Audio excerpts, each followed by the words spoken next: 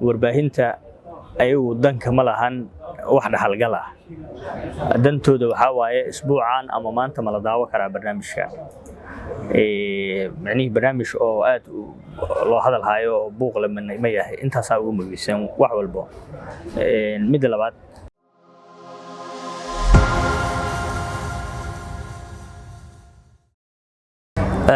Ibrahim aboonkayga aad u mahadsantahay horta dhibka ugu weyn oo jira waxay tahay markii la doodayo Soomaalida haddii aan Soomaali nahay doodeena waxay u badan tahay maxaa qofka doodayo marka horeba uma imaan meesha inuu dood ka qayb galo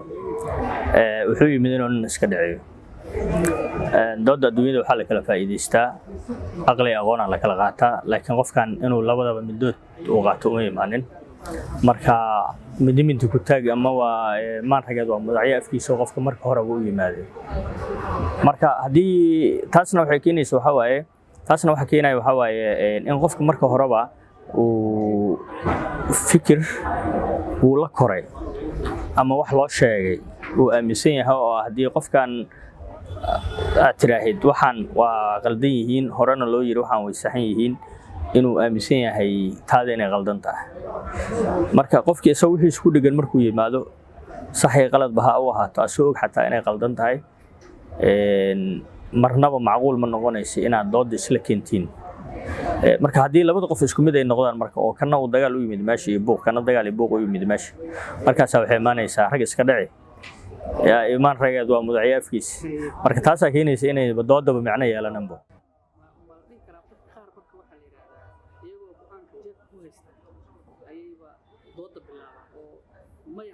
inta badan sabab ku sheega hal sheeko aan ku dhex darayaa mar waxaan istaa gabar sheekaysan jirnay marka waaysan xogaa arday ahaa nin dhalinyaro ah magaaladii isku dhex jiro marba meel u roorayna waa ahaa marka gabadha sheekaysanayna xogaa dacwo iga qabtay oo su'aalo ay weydiisay oo ina xogaa maalmahan soo weyn ku saabsan marka walaal saac ku dhawaadaan wada hadlaynay aniga keligii malaha saacadan hadlayo waa qancinay oo waxaan san ma inta san waxbaan u sababeeyay marka aan daalo oo naftayga dhacday waxay ugu tiri saas maahan waa saas marka waxaan ku yiri walaalay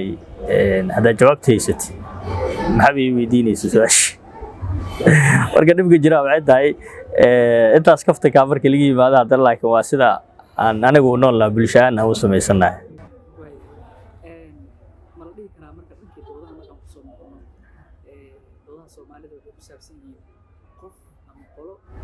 صح waaye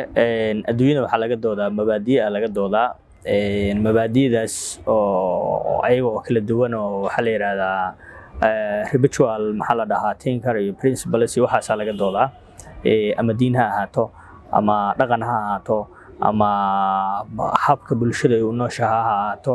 ama siyaasad ha ahaato ama dhaqaalaha ha ahaado adduunka saas loo doodaa anaga laakiin waxaan ka doodaynaa waxaan ogeyn meesha ay ka bilowdeen meesha ay ku dhamaanayaan weyn oo sida qabiilka oo kale siyaasadda laftirkeeda oo kale dhexda ay ka bilaabataa dhexda ay ku dhamaataa bilow iyo dhamaad ma laha baanay marka wixii shalay qaldamay iyo wax biri sax ma ay cidna danka ma laha kaliya wax maanta qaldan ama qofka la qaldana muhiim u ah in yaani wax la saxo ama mustaqbalka ay wax wanaagsanaadaan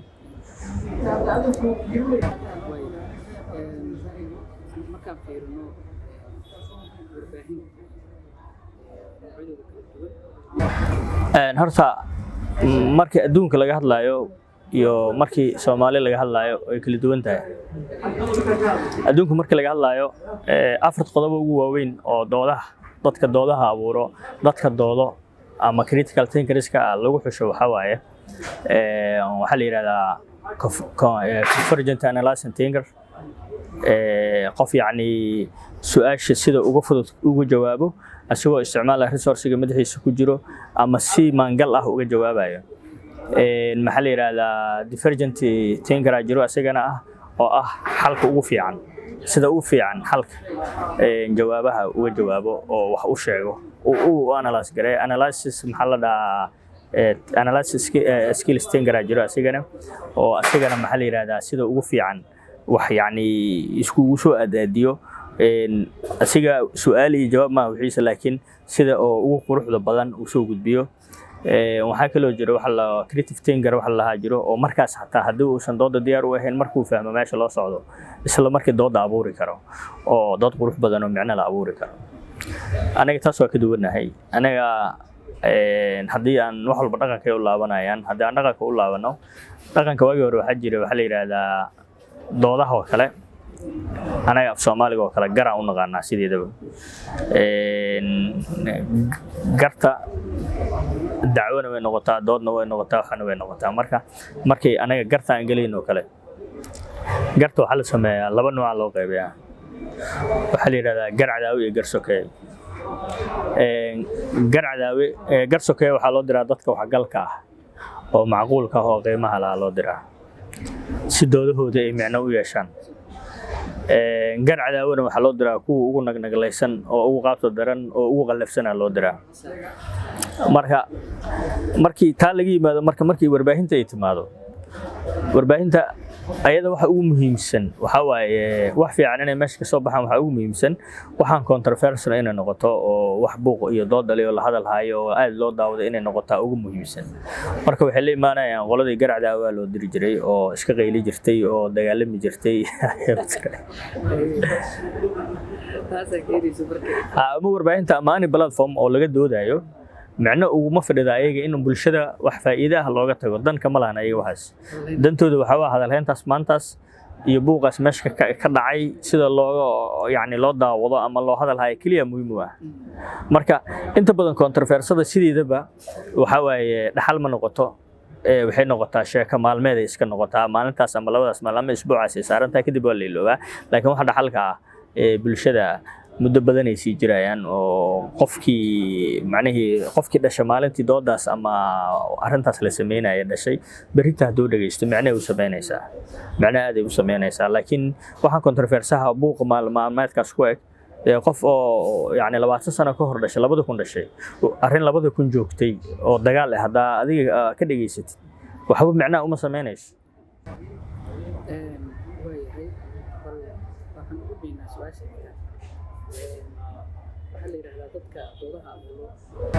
run waayo waxaa la yidhaahdaa critical thinkers are more happier than others aa la yidhaahdaa sababta waxaa waa qofku markuu hadlo waxa ku jiray uu soo saaro xoogaa uu nafisaya farxaduu dareemaya waxbuu dareemaya anaga laakiin taas waa ka duwanaya sababtoo ah marna sharcigii ayaa noo ballan qaadaynin noo damaanad qaadaynin inaan saarbno u hadalno marna dhaqankii ayaa noo damaanad qaadaynin sababtoo ah qofka markuu fikirkiisa cabiro ama qabiila lala aadayaa ama qoysa lala aadayaa marka way ku adkaanaysaa inuu si sax u cabiro fikirkiisa marka haday noqoto dawladda inaad wax ka sheegtid waa wada ognahay dawladdan wax laga sheegi karin qolooyinka kale wax laga sheegi karin marka oo adaa dhib ku soo gaaraya marka qofka critical thinkers-ka ahaa oo dhabta ah oo la baara inuu bulshada hor yimaado oo hadlo haddii laba mar su'aalaha lagu celiyo qaracaya oo because maskaxdiisa meesha ay way dhaaftay macnaheedu xadka loogu talagalay way dhaaftay meel ay ka neefsatana ma lahan taas ay keenayso marka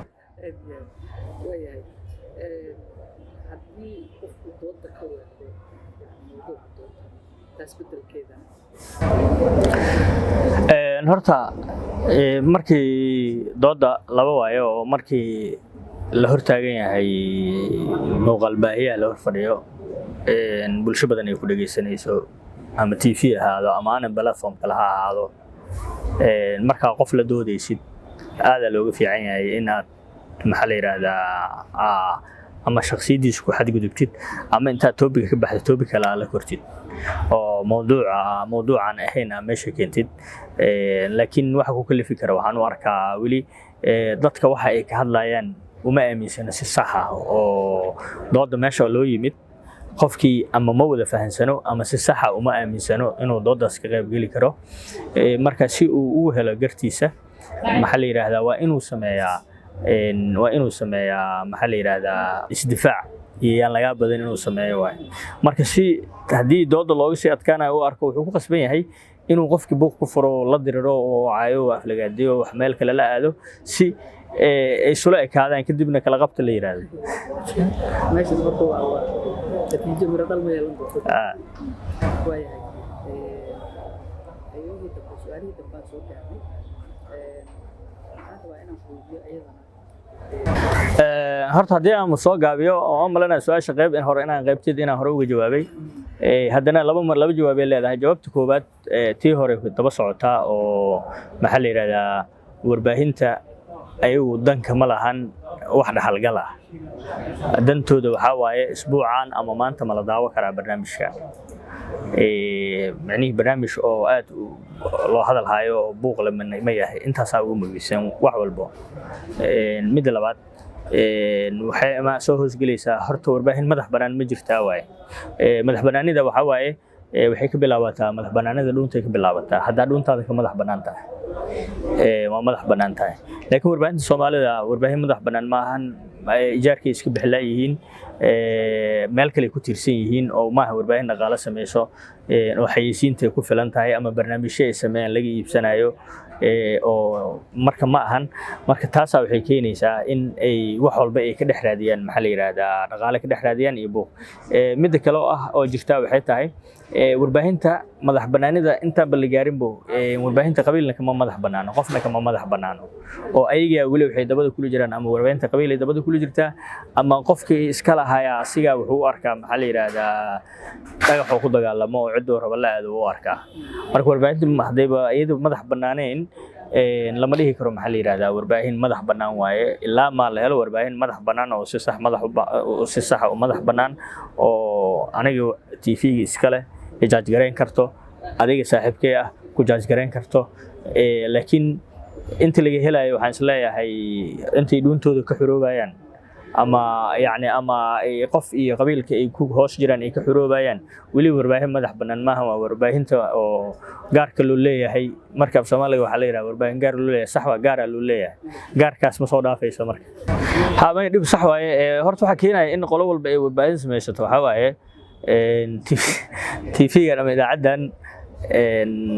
oo la yiri waa TV-ga ama idaacada reer hebel ayadoo dagaal ku jirto qolo kale oo dagaalka soo horjeeda hadii timaado waa ka hadlaynaa in dhahdo way ku adagtaa inay ka hadlaan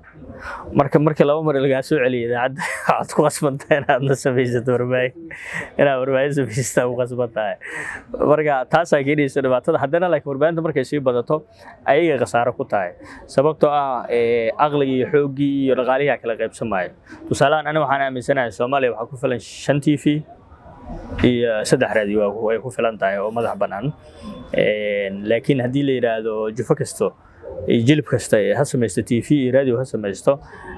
xoogii shaqaalihii farsamayaqaanadii iyo wariyaasha aqoonta leh wixii kala firirayo sidoo kale dhaqaalihii soo gali lahaa TV-ga ama radio aad u sii kala firirayo oo sii kala qaybsamayo sii yareeyanayo marka ayadana qasaare inteeda leeg waa dad alla ku maleeyay inay faa'iido tahay laakiin waxa waa meel say u talaalo leeyahay sideeda ku socoto Hilaac UK waxaad ka helaysaa cunooyin dhadhan macaan waana goob ku wanaagsan nasashada wada sheekaysiga iyo munaasabadaha kala duwan haddaba hore u soo gaar Hilaac UK